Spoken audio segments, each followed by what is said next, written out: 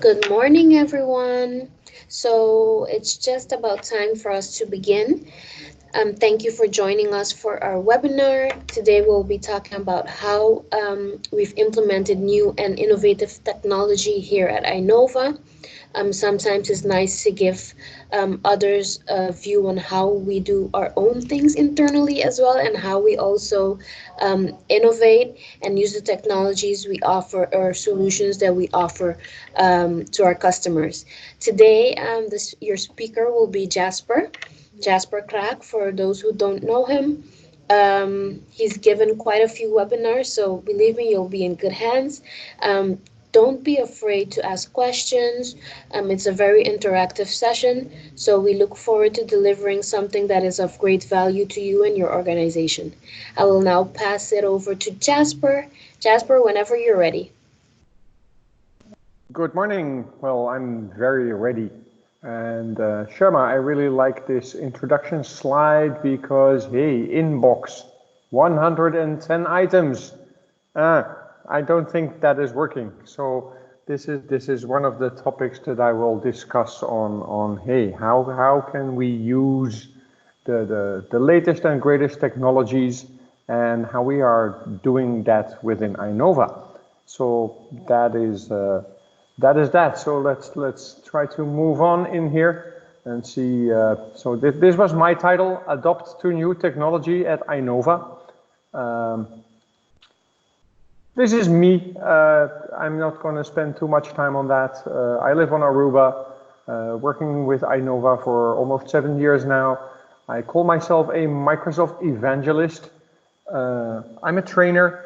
I love to share my knowledge, and I have a lot of certifications.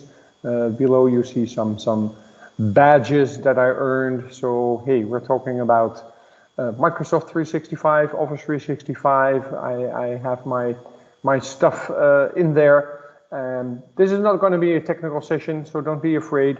I'm just going to talk about adoption and new ways of working. So let's see what that is looking like. This is my personal slogan because I believe that they are striving for efficiency, and efficiency is not the way to go. It's about effectiveness. So I really put this in your mind. Efficiency is doing things right. Effectiveness is doing the right things. So you can be very efficient at doing something, but if it's not the right thing to do, then there you go. That is not going to make that much sense.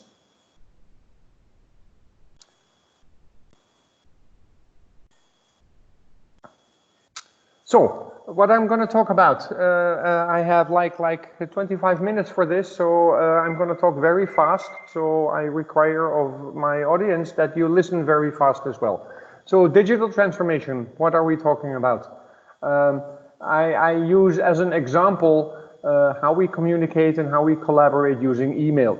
And then we're going to look at some alternatives, and then we're going to look at trouble. Hey, yeah, we have trouble in paradise. I live on Aruba. It's one happy island.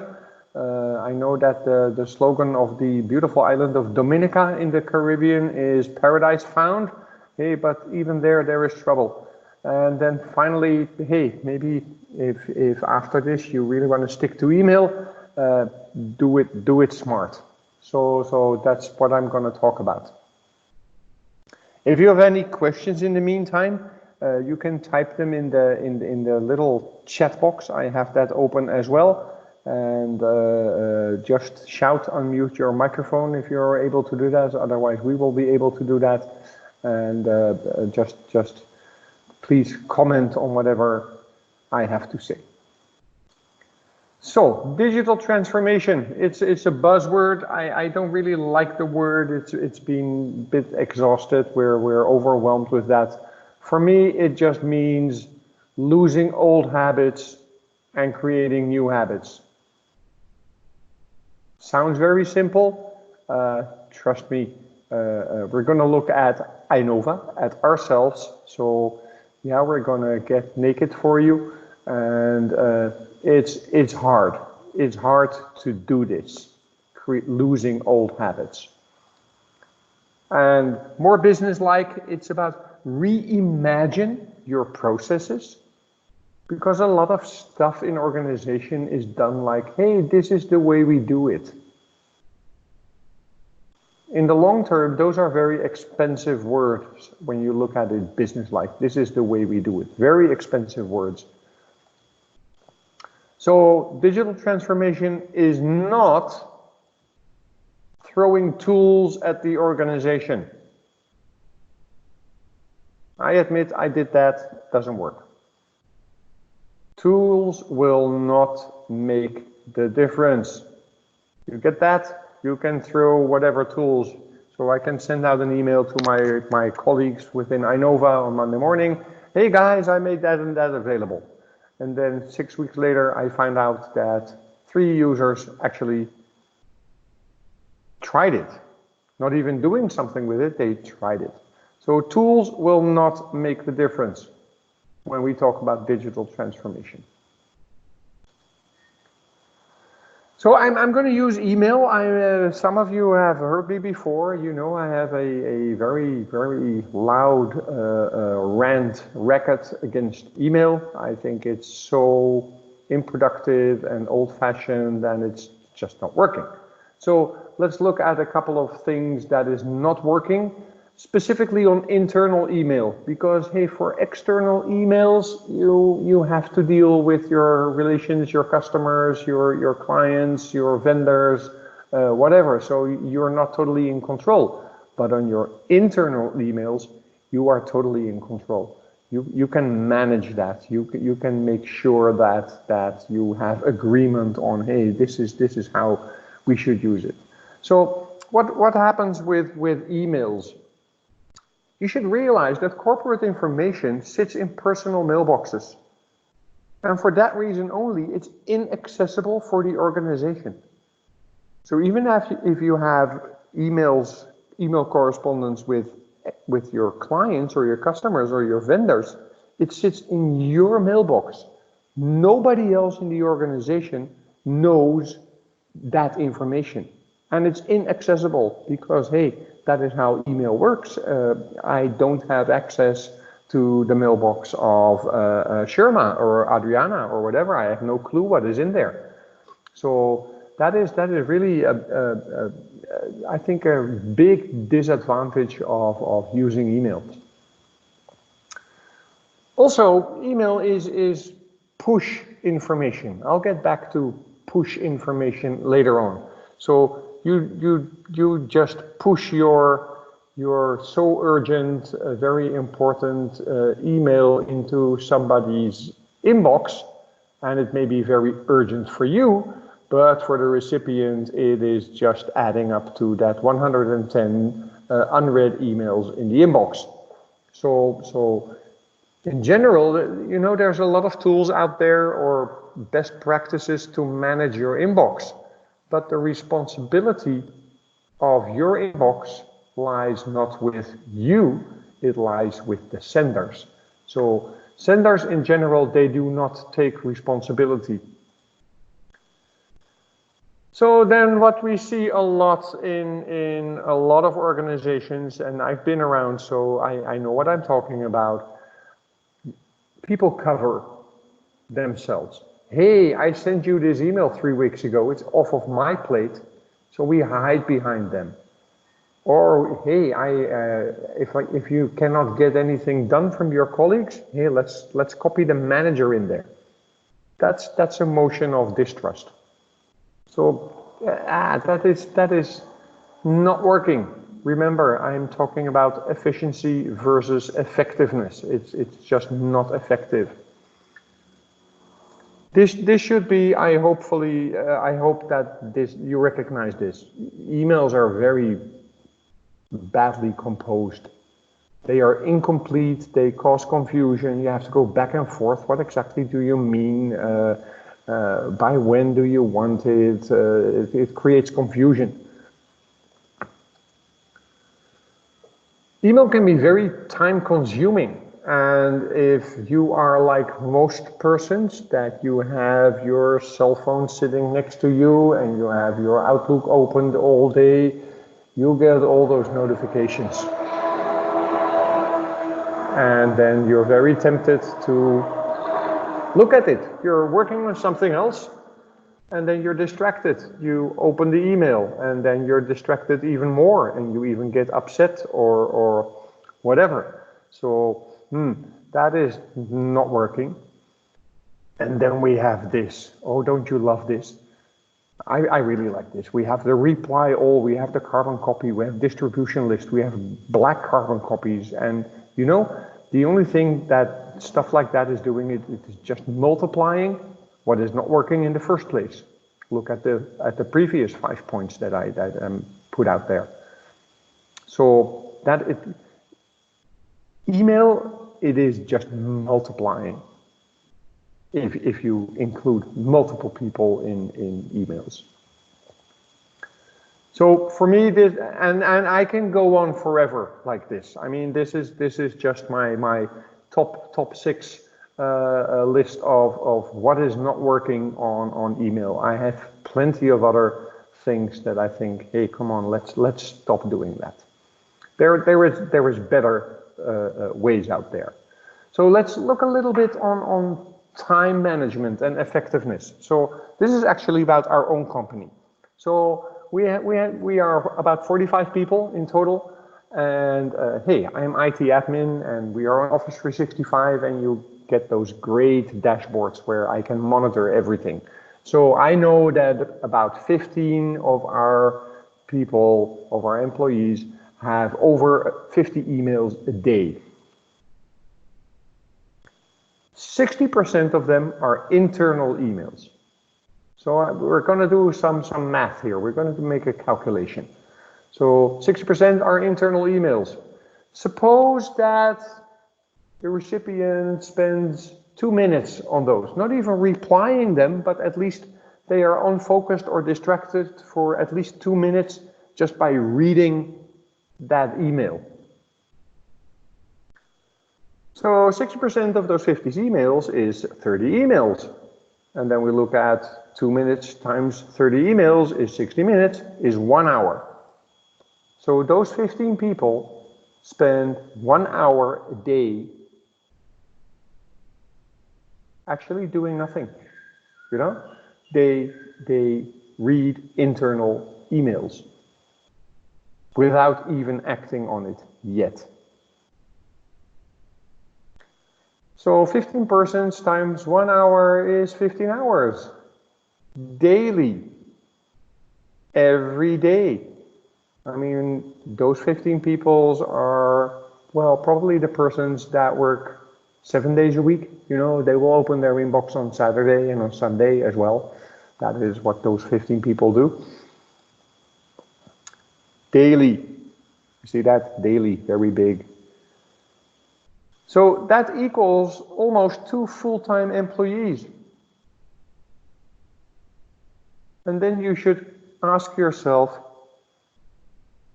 so is that effective? I don't think so. I don't think for the organization that is very effective. Remember that first slide, that introduction slide where it said 110 emails sitting in your inbox unread? I don't like seeing that. If I come back from a trip, I travel a lot for my work. If I come back from a trip or come back from vacation and you have to struggle through over 100 emails, that's a struggle, you know, and you're not even focused on replying to them because you just want to get rid of the list. So you don't even take it seriously. So what can we do about that? Hey, we have Office 365, we have Microsoft 365, and we have a couple of tools, and I'm only digging into 2 of them because there is so much other stuff, but let's just look at 2 of them. So there is Yammer and there is Teams and there is email. So I think this is a good picture where The outer loop, let's start with the Yammer portion, the Yammer slice. The outer loop is on, hey, organizational information. So those are all the people in your organization that you want to inform and engage on whatever you want to inform and engage them on. You can have your discussions, your fun, your whatever. I'll get into that later. Then we have teams. Hey, if you frequently collaborate with people, like, well, maybe project-like or targeted to a certain group of customers or targeted to a certain topic, then you can use Teams for that. That is probably a way better thing, and we'll dig into both Yammer and Teams later on. And then finally, we have email. Yeah, I mean, I would like. I know there's a company in the Netherlands. I'm originating from the Netherlands. I moved to Aruba 7 years ago. But there's a huge company in the Netherlands, 1,300 employees, and it took them about 3 years, but they eliminated internal email completely. And it works fine for them. They are so much more effective. They waste so much less time on managing that inbox. So. But I'm not saying that email will not go away, not in the next 10 or 15 years. So it will be around, and we have to deal with it. But hey, we can use it way better than we are doing now.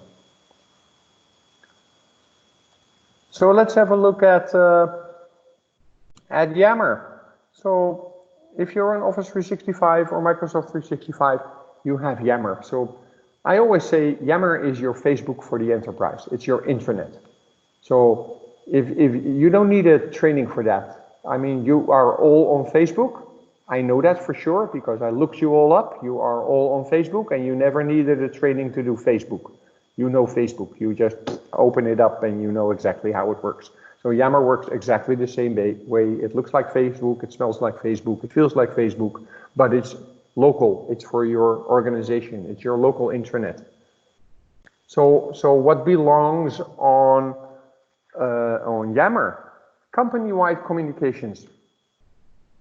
So whenever C-level management or lower management, or even as an individual, if you're part of the carnival team or whatever, and you have something to say about that to everybody, you use Yammer. Put it on there.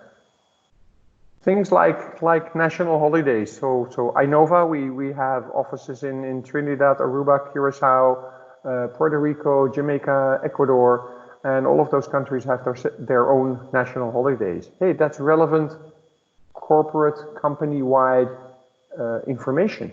Don't put that in an email, put it on Yammer so that everybody can take note of that.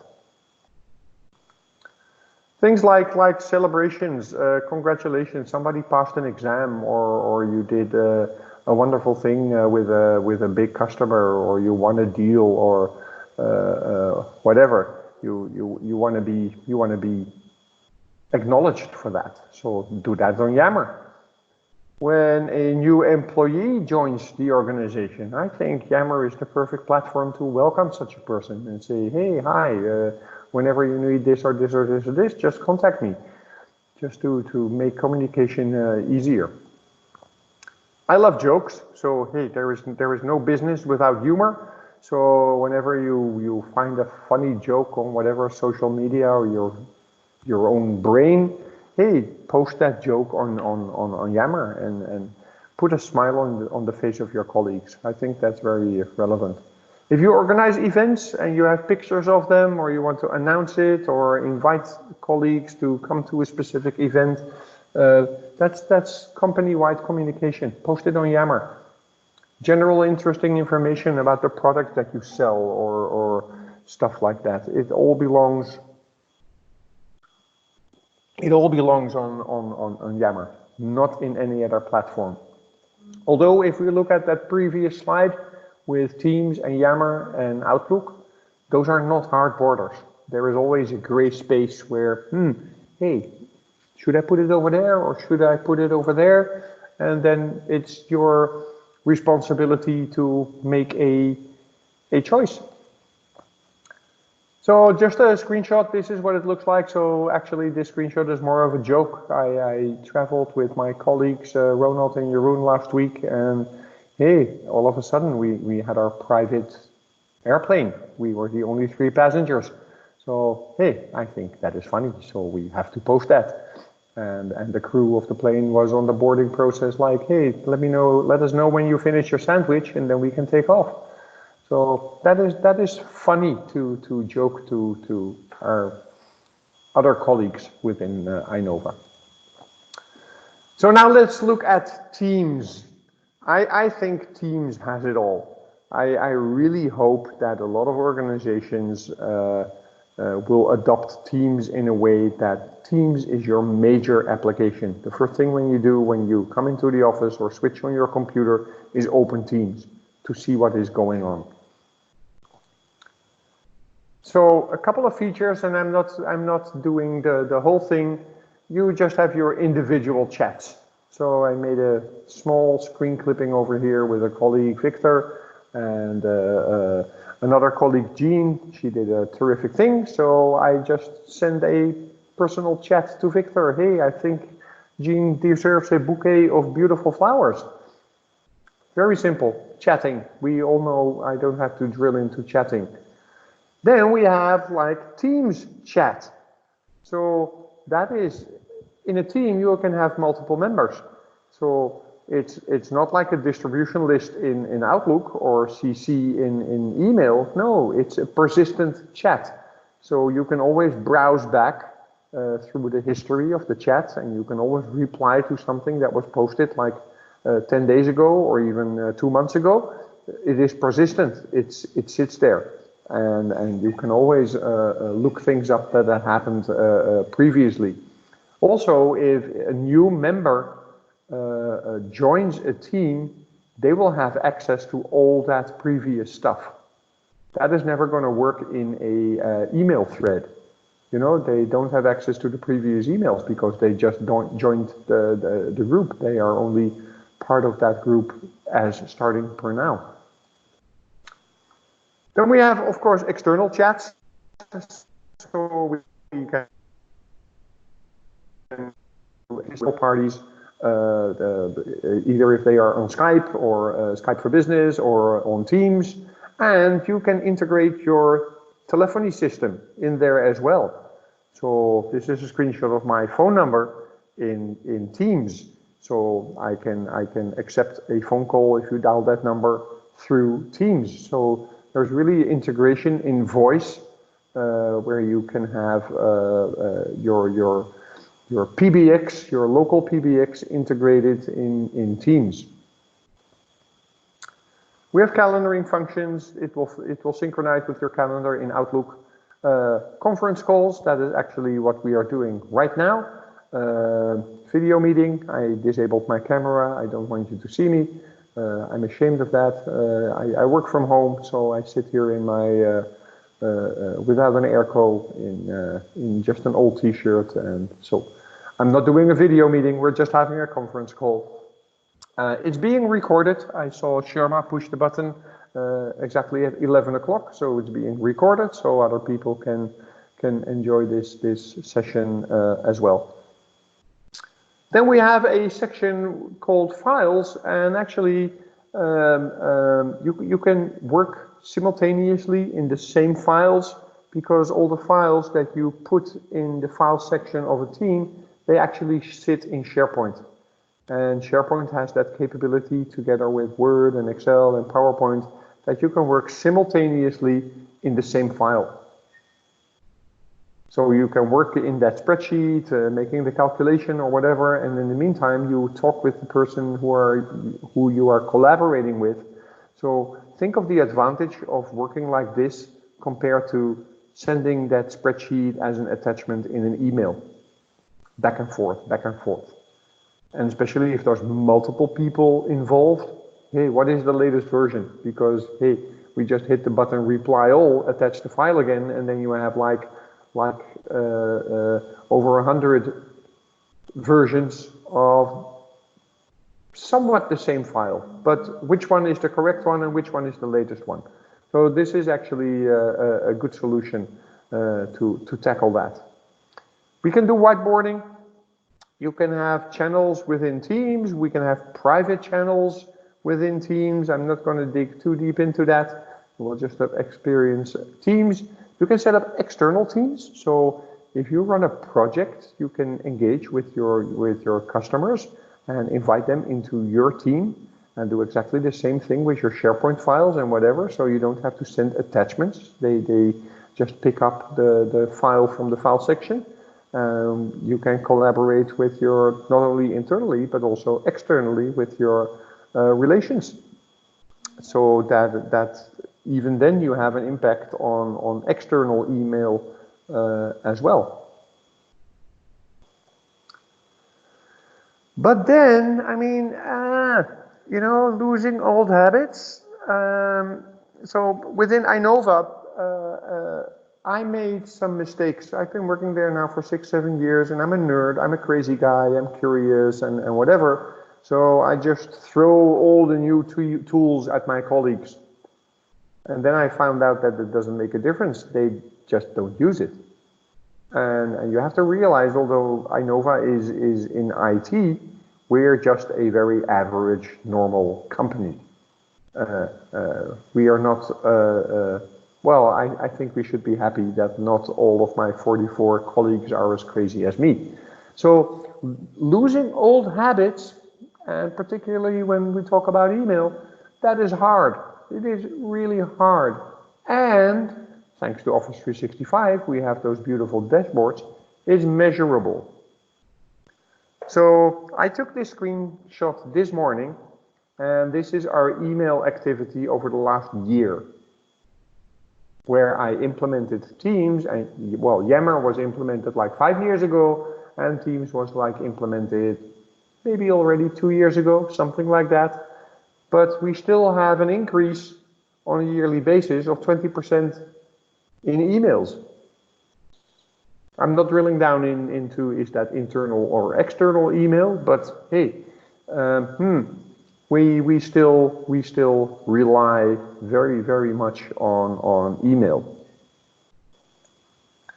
So I took another screenshot, and this is our Teams activity.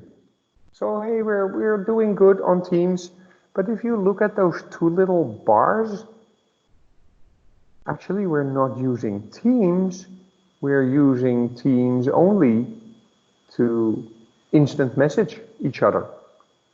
Look at those two bars, channel messages, so actually messages within Teams of a group of people. No, we just use it for chat. The difference between those bars is huge. So we have over 90,000 messages from one person to another person. Hey, how are you doing? Good morning. Can we chat? Blah, blah, blah. Fine. And we hardly have a couple of hundred messages really related to collaboration and communication.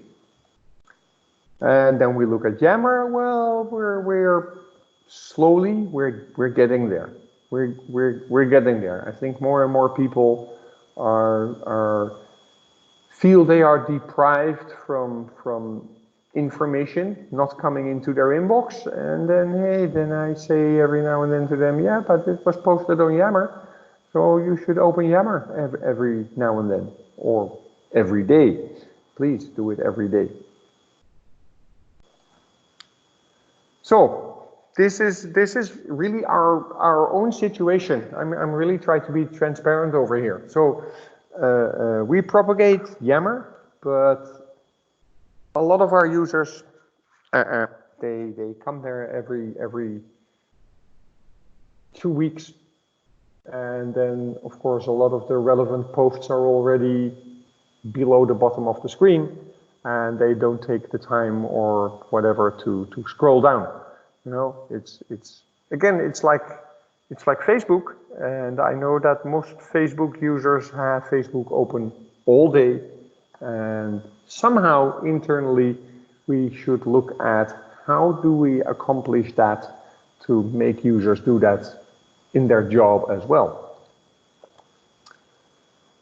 So for Teams, it's the same thing as in the previous slide. We can see that people use Teams for just chatting with each other, but not really for what Teams is really about.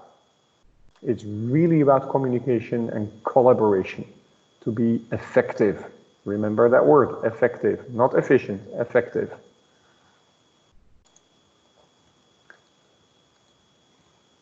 So I got a request recently from one of my colleagues. Hey, because people are not on Yammer, can I send an email to Yammer, and in that same email I will send it to everybody else?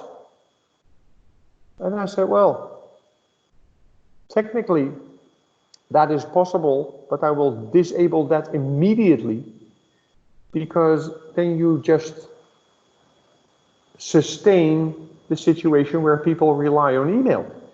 So yes, technically you can send emails to Yammer. That works great. That's very easy email address, and I just disabled the feature because I don't want people to do that. Post your thing on Yammer so that at least you are there.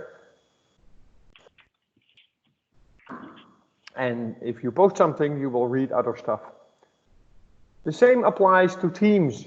You can send emails to Teams. Yeah, you can do that, but please don't do that. Post whatever you have to post in Teams. Because I found out that if you send an email to Teams and it's like a big email with a lot of text in the body, it won't even open in Teams, and you have to click on the message and it will actually open in Outlook as an Outlook item. So no, that is not the way to go. Then recently Microsoft announced that if you send somebody a message in Teams, you can get a notification when the recipient sees that message. So we really should stop everybody on all the platforms, on your WhatsApp, on your email, on your Facebook, stop the notifications. It is so ineffective, it is so distracting. You are working on something and then bleep and bleep and bleep, you have all these pop-ups and noises and sounds and whatever, and that just removes your focus from what you are really doing completely. So when I read that announcement on the internet that they made that feature available, I said you should disable that immediately. It's the same with read notifications in email. You know, some people keep on doing that. But opening an email is not the same as reading it. So it tells you nothing. It's just more communication with no content. Okay, somebody saw my message. Yeah, what does that mean? Somebody saw your message. It means nothing. So let's go back to digital transformation. It requires C-level management ownership. If it's not endorsed, or no, it's even management by leading. If C-level management is not doing it, then nobody is going to do it. It's as simple as that. Also, digital transformation is not IT driven. That is really a pitfall for a lot of organizations. Digital transformation is an organizational thing. It is not an IT thing. The only thing IT does is facilitate. Yes, we have those tools. Yes, we can enable those tools. But dear organization, it is up to you to start using them. We can provide, but that's it. And of course, it's not as black and white as I describe it right now. There is overlap, and I think people in IT who are more nerdy, they should consult and advise the C-level management and advise on head of departments and employees on how to start using that new technology. but they are not the driving force.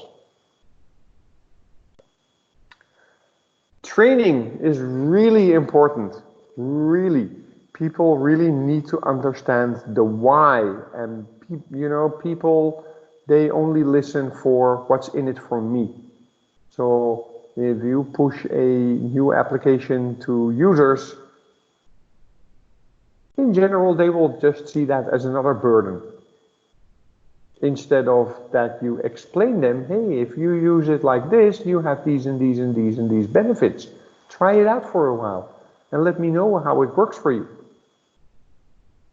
So that is something we really have to change in how we deal with implementation and adoption of new technology. These are just, this is just a screenshot I took somewhere from LinkedIn, and I think those two bars are very interesting. Culture is the most significant barrier to digital effectiveness. Again, those are the words, this is the way we do it. We carbon copy everyone in our emails, this is the way we work. That is cultural. That is a habit. It's not a personal habit. It is an organizational habit. And then second, and I didn't make the complete screenshot, and second is, and that is also training, lack of understanding digital trends. So there is PC literacy. Hey, how does a computer work? Where can I find my stuff? And there is the cultural and behavioral challenges. But this is an interesting thing, and that is exactly why it requires C-level ownership, because C-level management, they are the only ones capable of driving a cultural change. That is not going to happen bottom up. I mean, I'm the IT manager and nobody listens to me. Hey, any other IT managers over there that have the same feeling? I know a couple of you who are out there, so I know that a couple of you have the same feeling. Nobody listens to you. This is another interesting one, because hey, the hype of digital transformation has been around for, let's say, 5 years, and this is where we are at in general. So only 6% think that they are about 75% complete. And then another 17% think they are somewhere between 50 and 75%. And then the vast majority, 3/4, are less than 50% complete on their digital transformation. So this is just to show you how hard it is to get it done, and that it's not a matter of the technology. Hey, the technology is out there. All the tools are available. But if we don't share with our coworkers the why and the what's in it for me, it is just not going to happen. It is not going to happen, and it's going to be business as usual. And that is really up to, again, to C-level management. I'll give you a very simple example. If I walk into an accounting department and I see somebody who is working with Excel for 20 hours a week, and he has a calculator sitting next to him because he doesn't know how to make the calculations in Excel, then you can ask, hey, is that a stupid end user? My answer is no, that is a stupid employer. Because you give your staff the tools, and then you don't tell them how to use the tools. So I get back to training. You have to train your users, and you're never done. So it's not like you give your staff a training, and then for the next 10 years you forget about it. I mean, development in IT goes so fast nowadays that whatever you learn today, it is outdated tomorrow. So, hey, last resort, email. I do realize that email will not be gone, but even with email, we really need to be smarter. in using that. So this is just my short list of some hints and tips. Remember, the sender is responsible for how it lands with the recipient. So be careful when you hit the send button. Realize what it will mean for your recipients. Don't be selfish. Think about effectiveness in the sense of effective for the organization and not efficient for you. This is, I think, a very important one. There is a very simple option to delay delivery. I every now and then make a screenshot of my inbox Friday afternoon between 4 p.m. and 7 p.m. It's incredible. And I understand it from the sender perspective. They have a clean desk by Friday afternoon, but I have a terrible weekend. So the sender is not taking responsibility. It's so easy to delay delivery until Monday morning. Think about this one. It is so automatic. It is really a habit. The first thing we do when we read an email, we hit the reply all button. Should you? Really? I like this trick. I do it every now and then. I just compose an email. You can build a macro, Google how that works. It's very easy to hide the reply all button for recipients. So I can send an email to all of the Inova people and there is no reply all button. I even had it a couple of times where the recipients were upset about that. I cannot reply all. No, good, you cannot reply all. That was exactly my intention. I think this is very important as well. Initially, our primary reaction is always emotional. So you see that email, you hit the reply all button and you start typing and then you shoot. You know, my sister is excellent in triggering that in me. Not only my sister, but let's keep it to my sister because my colleagues, you know them. So wait 30 minutes or type the response, don't click send, it will say stay in your drafts folder. 30 minutes later, open it again and then realize, this is not really how I want to say this. Be clear in your email with a request and by when. I mean, sometimes emails are so confusing. You get this email to 5 people and the sender just says, hey, get it done. Yeah, who of the 5 people? I mean, we all stick our head in the sand and, this is not me, this is not me, this is not me, this is not me, 5 times. And in the end, nobody does it. So the sender clearly made a mistake, in my opinion, because he's not clear. Be clear with a request and by when it needs to be done, or by when you need a response, or whatever. So do not carbon copy. Do not send people emails with for your information. Come on, for your information. On top of those 110 unopened items in your inbox? I don't think so. Then you have these people that send you an email and 5 minutes later they call you. Hey, I just sent you an email. Or even worse, people will call you and say, hey, I'm going to send you an email. Please don't do that. Do not flag email as high importance. It may be highly important for you. The recipient may have a totally different point of view on how important it is for them. Now we're getting to interesting stuff. So you should open, so this is really from the user perspective. You should open your email just 2 times a day. 10 years ago, when I delivered an exchange training, an exchange mail server training, I always made the joke to my participants, what is the first thing that people do when they come into the office? They start up their computer and they open their email.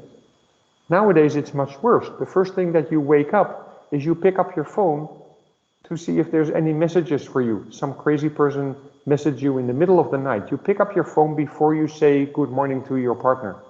It's crazy. Don't do that. Open your email just twice a day and kill any notifications on any device. And do not start your day with emails. You wake up in the morning and you have a plan for the day. Hey, today I'm going to do this, I'm going to do this, I'm going to do this. And then you open your email and the whole plan goes off the table. You've been there, you've done that, you got the t-shirt, you're certified in that behavior. So do not start your day with emails. If you start your office day at 8 o'clock, open your email at 10 o'clock. It's not a real-time communication thing. That email will still be there at 10 o'clock.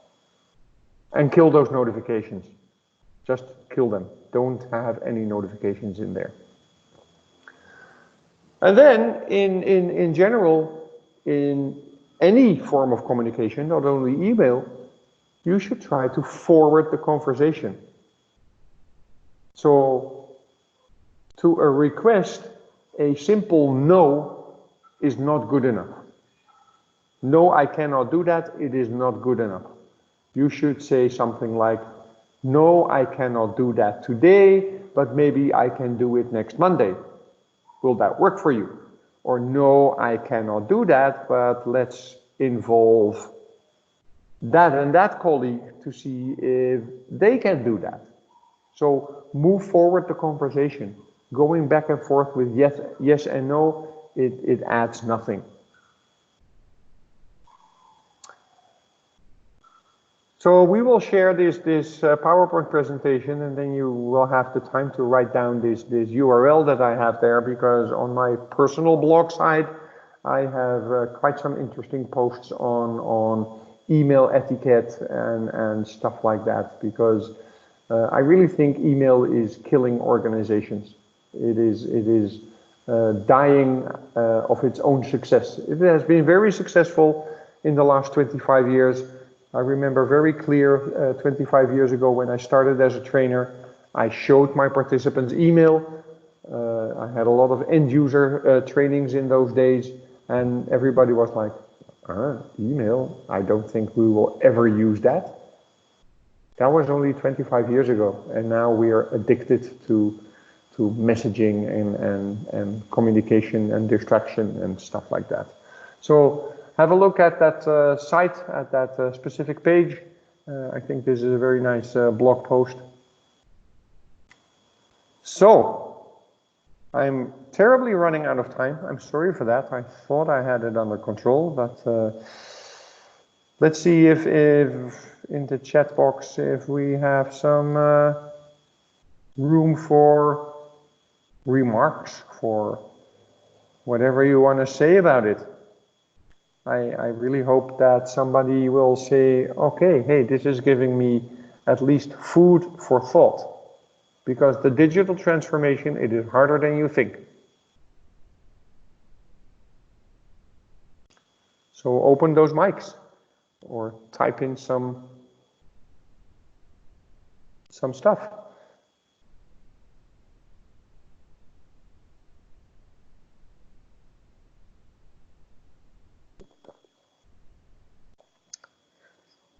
Nobody? Come on, don't be shy. Don't be shy. Open those mics.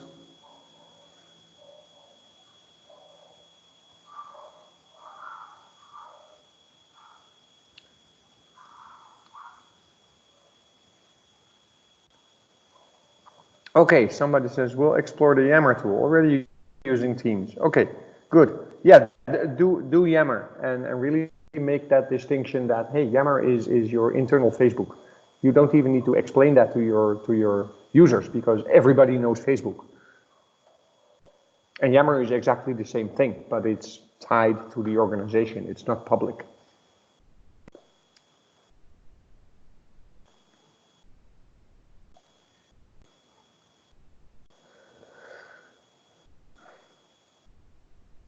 Yeah, so Karen, thank you very much. So yes, I've been encouraging users as well, and we need to do more.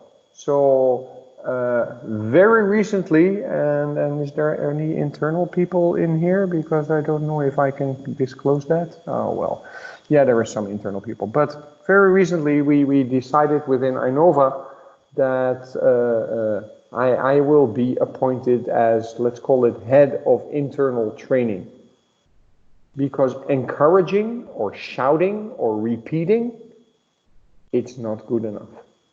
We really need to have personal attention for people to adopt to new situations.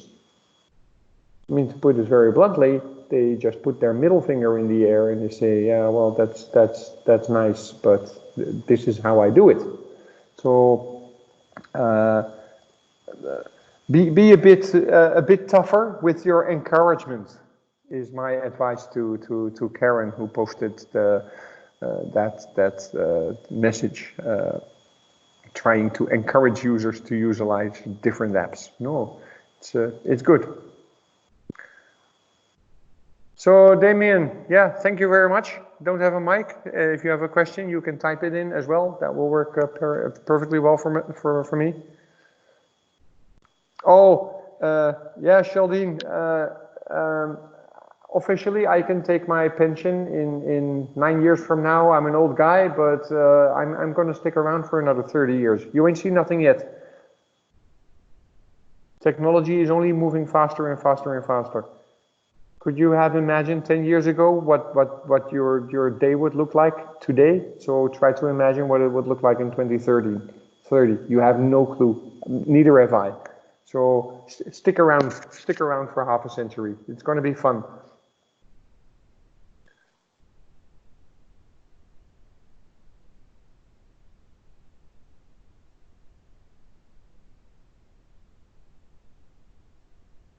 So I think we are done. We can conclude. I'm terribly sorry that I went over my time, and I really appreciated that you took it for the whole ride. I wish you a very pleasant weekend starting tomorrow, and the presentation will be shared. Sharma will take care of that. Sharma, do you have anything to say? You should do the official closure, please. So before I say thank you for joining, I just want to reply to Donna. Donna, it's no problem that you joined later. You guys will be receiving a thank you email from us with the recording, so you can also see the complete recording later. So no worries. I would just like to thank you guys for joining. Please be sure to keep an eye out on our invites for our future webinars. Next month, we will be having a webinar as well. It should be dated, let me see the date, so you guys can at least save the date on the 27th of February. So stay tuned for what's going to be the topic and the speaker.